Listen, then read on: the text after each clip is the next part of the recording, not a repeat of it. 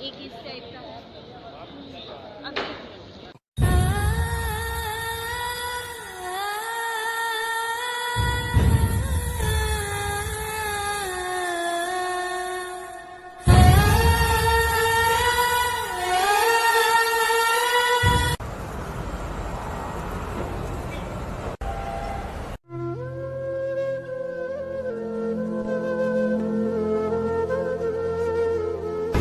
दादा,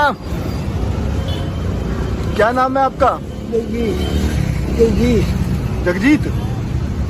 ये दुकान चलाते हो आप? बस हम अभी जो आदमी कब से चलाते हो? अभी 15-20 दिन। मैं आपसे बैठ के बात कर सकता हूँ 2 मिनट? हाँ, ठीक।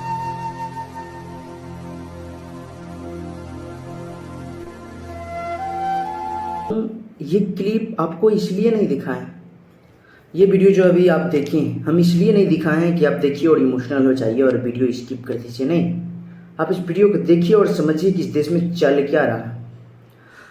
सारे लोग जैसे जीते हैं वैसे इन लोगों को भी अधिकार है इस देश में जीने का, पूरे शान से रहने का, कमाने का, खाने का। लेकिन वाकई में क्या ऐसा होता है कि जितना ये मेहनत करते हैं उतना इनको मिल पाता है? और नहीं मिल पाता है तो क्यों नहीं मिलता है? अब नॉर्मल बात कर लेते हैं जीएसटी की। देख लीजिए जीएसटी कितना घातक है इन लोगों के लिए। अगर हम एक वर्ड में बोले तो अब भारत में भिखारी से भी जीएसटी लिया जाएगा। ऐसे भिखारी, ऐसे गरीब जो दिन भर मेहनत करके 100 रुपये 200 रुपये कमाते हैं, अब ये जो भीख मांगते हैं जिनके पास 20-30 रुपये एक दिन में होते हैं, या 100-200 रुपये कमाने वाले जिनके घर में 5 से 7 लोग होते हैं, वो इस 100-200 रुपये या भीख मांगे हुए पैसे से पनीर, इडली, डोसा, बर्गर, घी, ये सोना हीरे तो नहीं खरीदेंगे। ये तो सिर्फ खरीदेंगे चावल, आटा, बड़ी खुशी कभी हुए तो दूध दही खरीद लेंगे, क्योंकि ये और सारे चीज़ बहुत महंगा है। तो आपको पता है कि अभी आटा, गेहूँ, हर एक चीज़ पे 5% की जीएसटी लग गया है। जबकि अगर आप हीरे पर देखिएगा तो हीरे पे 1.5% सिर्फ और सिर्फ जीएसटी। ये भिखारी और गरीब लोग वहाँ खरीदने जाएंगे नहीं।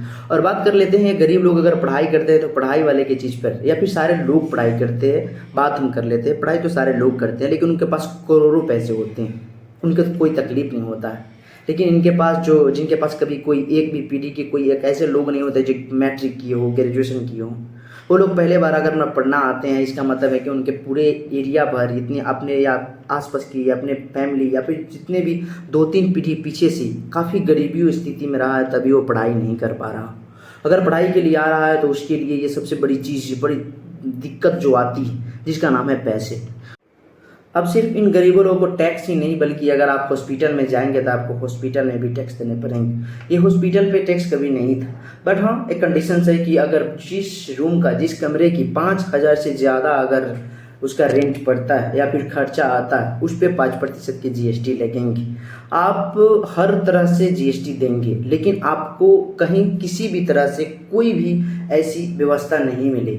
जबकि ऐसा कंडीशंस होना चाहिए कि अगर आप प्राइवेट हॉस्पिटल में इलाज कराने जा रहे हैं तो 5 या 10% की छूट सरकार के तौर से मिल जाए, सरकार की तरफ से मिल जाए। बट ऐसा नहीं होगा, 5% अब आपको देना पड़ेगा।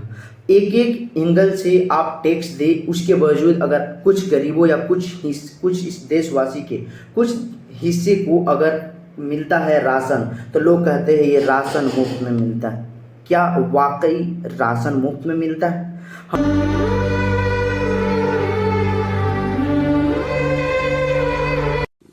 पी लो बाबा, है ना, पानी पी लो।